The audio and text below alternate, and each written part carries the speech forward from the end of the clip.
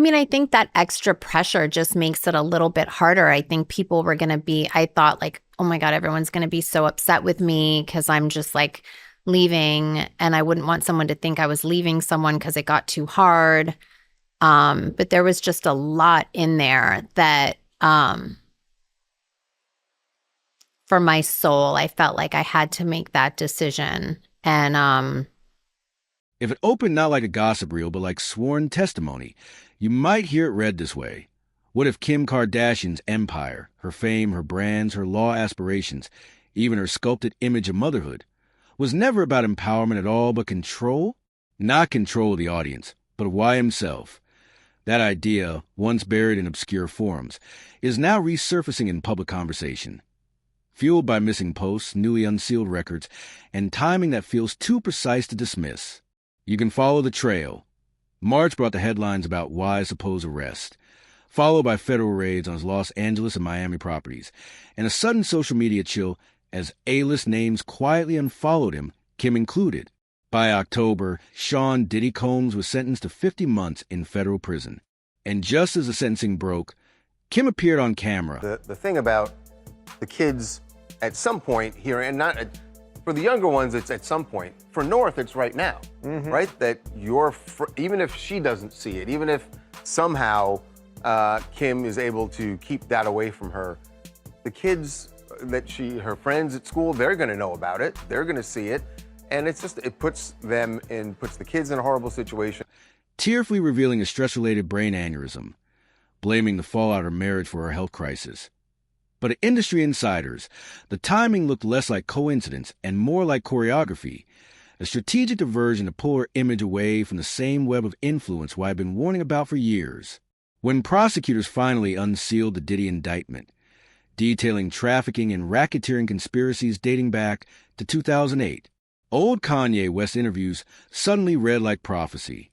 His once mocked words, they can control Shaq, they can control Jay-Z and Beyonce, but they can't control me, no longer sounded delusional.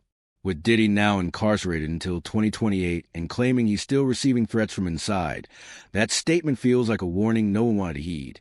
And then there's a sequence that hardest overlook. Kim unfollowed Diddy just days. Wait, this Kim Kardashian devoted her life to something, but it certainly wasn't the pursuit of academic excellence. She didn't even go to college. Weeks before those raids. Weeks later, she filed a defamation suit against Ray J for saying her family was worse than Diddy.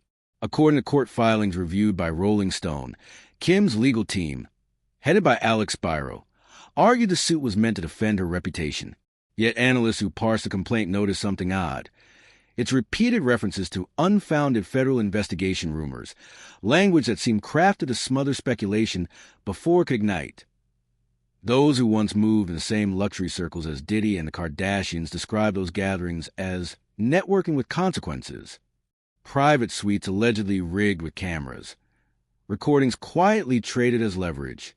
One former associate claimed the footage functioned as currency, insurance in case anyone ever spoke too freely. And as far as Meek Mills, Puff Daddy, whoever, none of these all you fake hard. Long before any of this, Wyatt tried to warn people. He said the industry doesn't just monetize talent. It traumatizes it. Back then, it sounded like a meltdown. Now it sounds like a map. And still, the contradiction only sharpens. On camera, Kim Kardashian embodies a reformer, the would-be lawyer championing justice reform and humanitarian causes.